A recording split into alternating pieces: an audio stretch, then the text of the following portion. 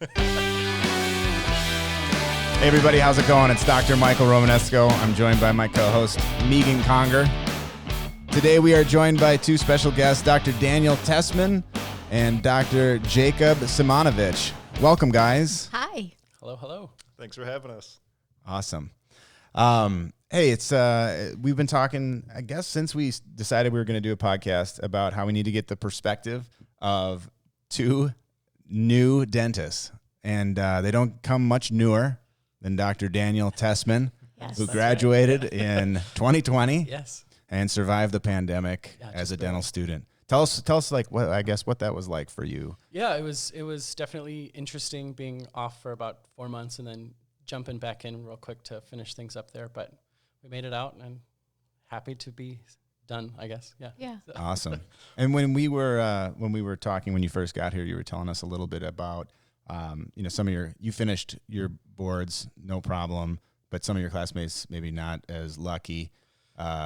And tell us, I guess, what their experience was like. Yeah. So we took the licensing exam, CDCA, the end of February, March 1st. And most of us were pretty fortunate to have passed there. But there was a handful that had to retake the patient-based exam, end of July there. So it was definitely very stressful. A lot of, the D4s across the country were in a very similar position. Marquette was one of the last schools to take CDCA before everything got shut down. So a lot of people we were in one big Facebook group just kind of talking about how different states and different schools were navigating that. So luckily enough, they hosted the live patient exam at Marquette, end of July, I think. And everybody was fortunate enough to pass there. So That's awesome. Yeah. That's good. You mentioned a Facebook page. Yeah. So the D4s across the entire nation kind of all were in one big Facebook group talking, kind of collaborating. We had like a bunch of Google Drives just talking about how the schools were handling both the pandemic and then also how people were figuring out, if they were going to move the licensing exam to be mannequin-based or if it was still going to be live patient-based. So it was kind of an interesting group of people there, talking about what was going on. So how did things go? So you kind of had two parts, right? You need to get your license, state of Wisconsin, get you licensed. And then you also had I need to graduate from the dental school at Marquette. So how was that graduating part and making sure you had enough credits, and how did that all play out? Yeah. So Marquette, what they did is they had everybody kind of does their paperwork through the same third floor administration group, and they went through every student and they got individualized plans for everybody. And so most people ended up getting out, without having to go back. But there were probably about 15 to 20 of us that had to go back to do either removable partial dentures or endo. So they, sent us an email with our individualized plans. And for the most part, everybody had to do a little bit of something. They had online competency exams that we had to do.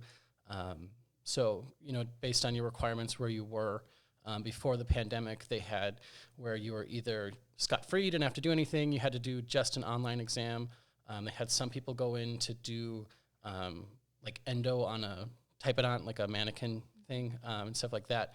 And then, or if you had to go back, the last category was like you had to have a live patient experience. So I was in that last group with my partial denture. I had to go back and do a partial denture. Partial denture. What was so what month did you go back to do this? So that they opened up, when was that?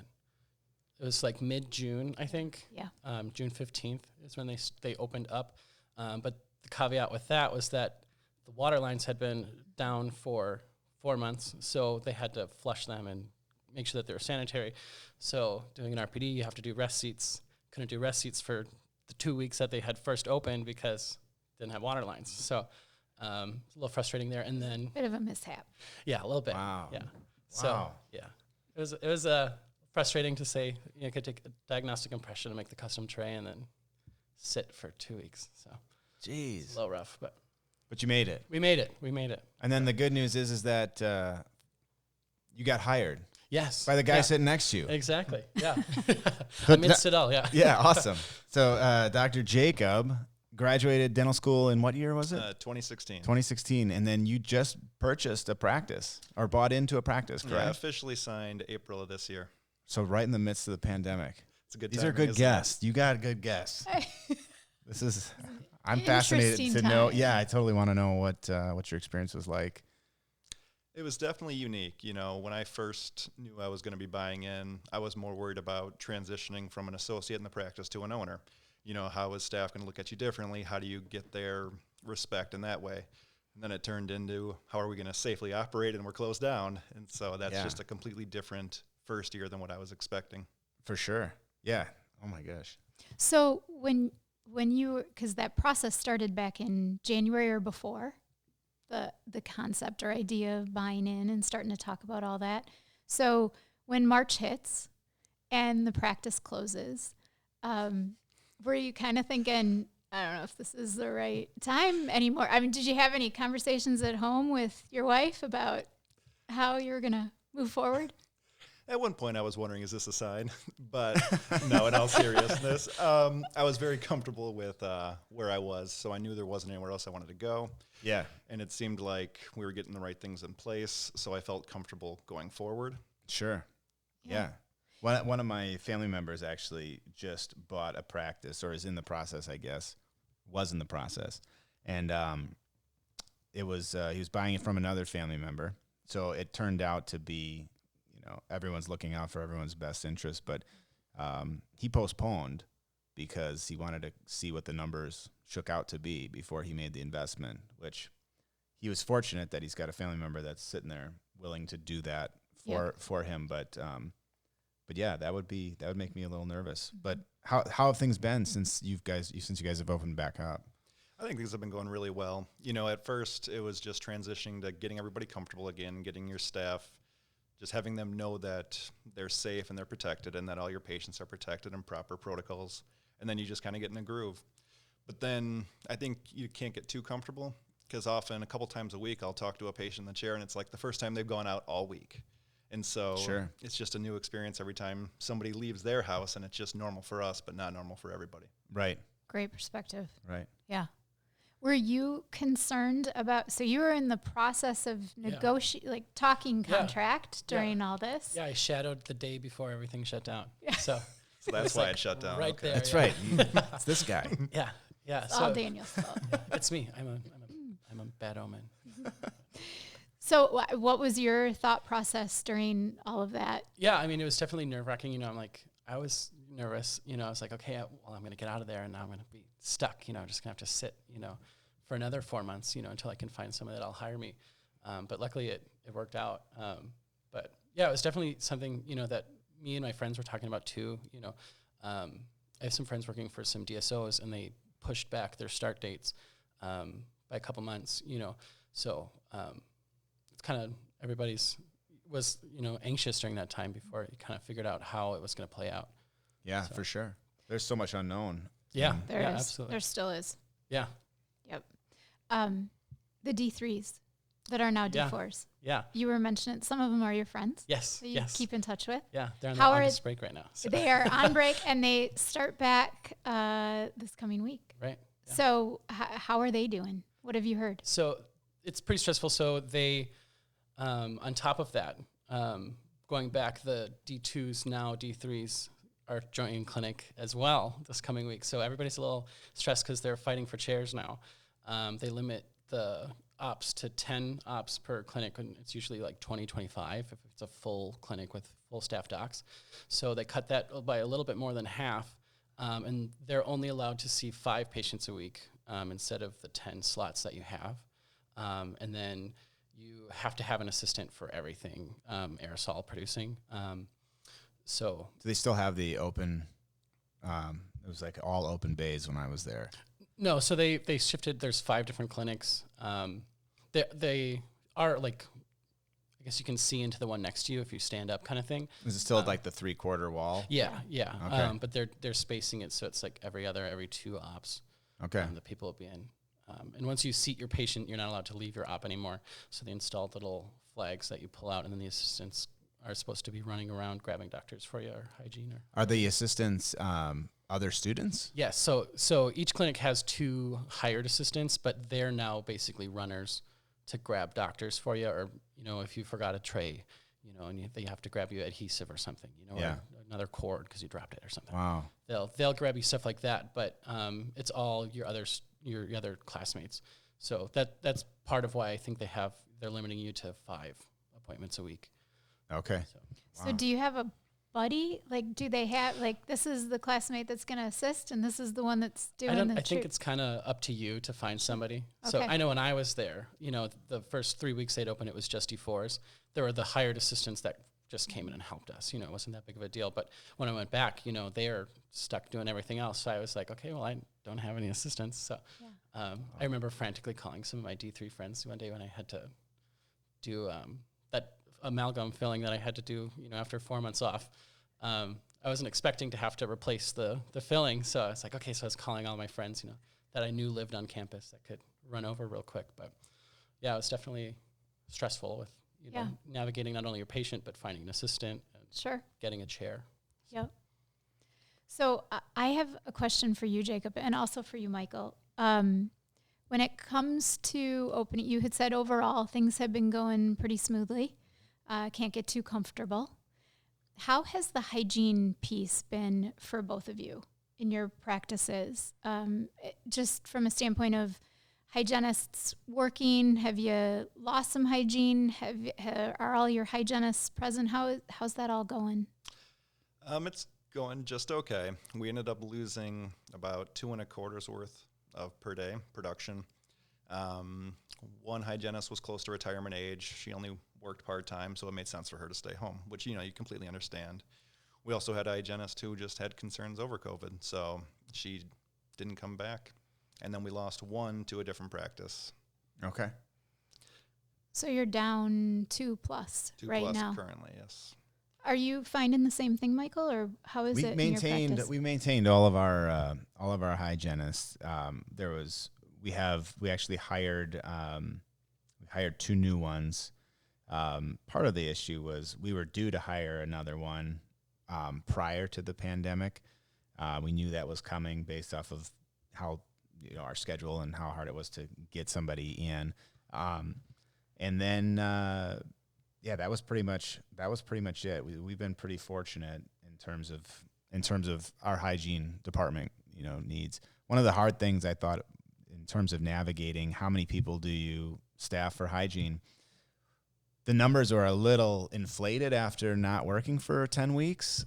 We were closed for 10 weeks. So you're like, boy, I can get in a boatload of people.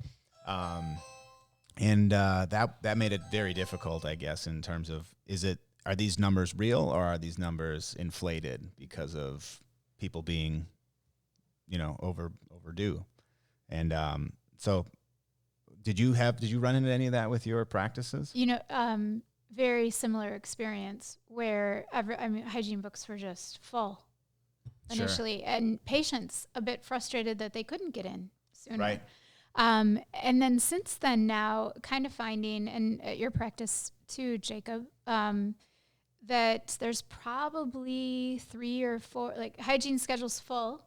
And then there's 3 or 4 patients that end up canceling that day. And usually it does have something to do with either a concern of coming in or just in general, or that they are displaying some symptoms. May not be COVID-19, but some symptoms.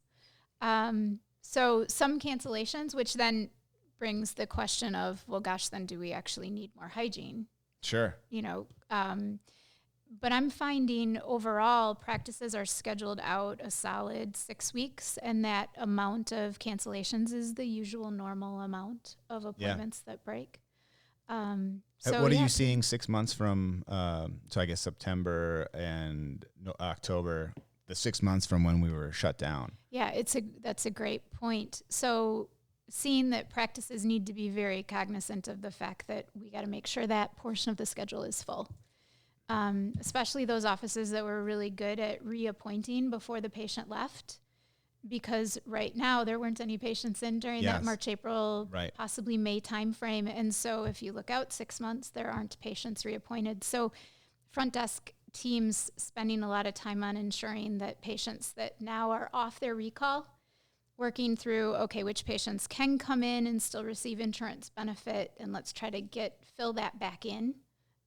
because it's booked after and it's busy before, but Yes. that time in between is open right now. Yeah, and we were discussing earlier about the fact that I felt like I have the best front office staff, and these guys were saying that they think they have the best front office staff. But that's been huge for us, having these individuals, reach out and correct basically take every patient and nudge them into it, to where we need them, and that's saved our butts. So yeah, the front desk team at times has not enjoyed that. no, they hate it. They hate it, but They're that's not why I'm giving enjoying them life right mad now props at right all. now. Yep. Yeah. So in being down hygiene and coming back to work, still making the choice to hire a new associate.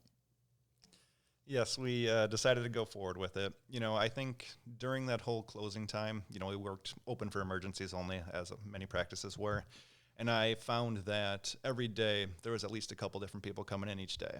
So the demand was still there, the need was still there. And then you think about how many patients you had to put off for 2-3 months. And then all those new recall patients coming in on top of that. Right now, there is still the demand for a new person at our practice. So we're fortunate in that That's way. a great problem to have. Yeah, for sure. And good for you. Yeah, very Right? good for me. Yeah. So just to kind of throw it out there. So tomorrow is your official first day. That is true. Yeah. Very excited. Yeah. To finally get back into it. So starting tomorrow, you're going to have a team of people calling you doctor I know. and looking to your leadership. Kind of fun. Yeah. If you were to kind of think through how tomorrow is going to go, what are you anticipating? What are you looking forward to? What are you concerned about? I guess, I don't know. I try to be as go with the flow as I can be usually. I'm sure I'll be nervous, as I always am.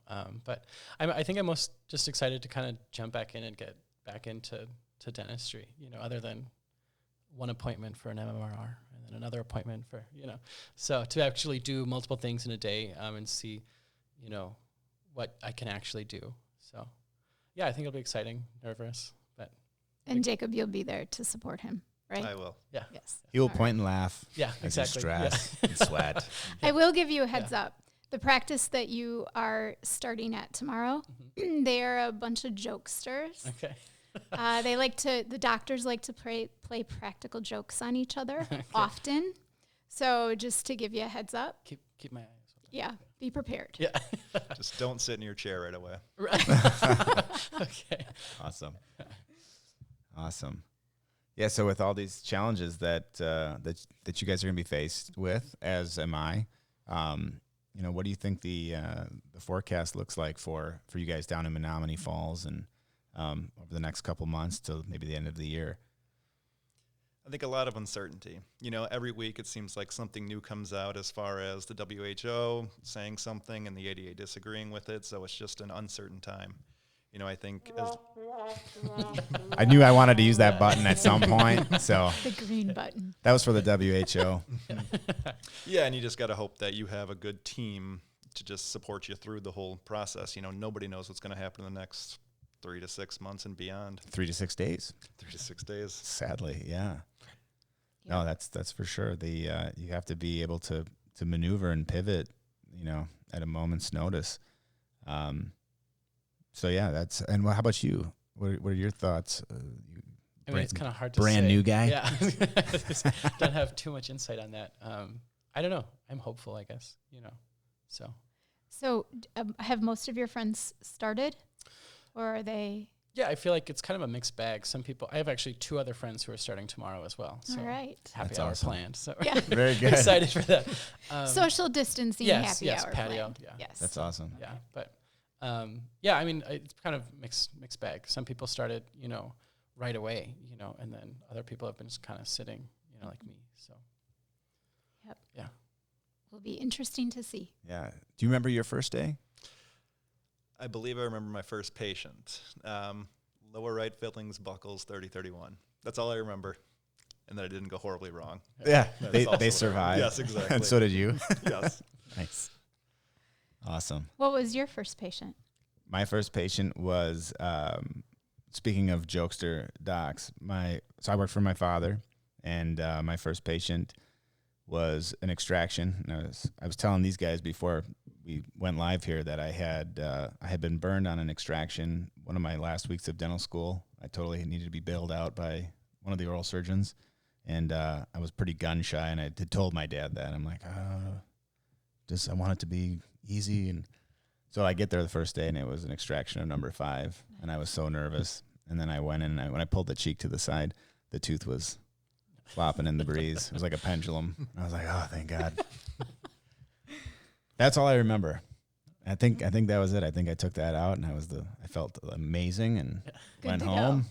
Yeah, happy hour by myself. Yeah. I think. On top of the world. That's right. That's right.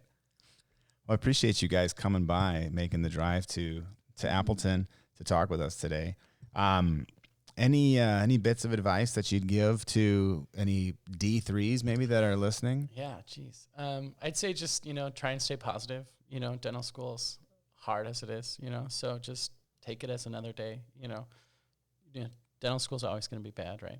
That's what it's the best worst time. Yeah, it's the best worst time you'll ever have is what I was told. Yeah, always. I really lived by that, best and worst days all in one.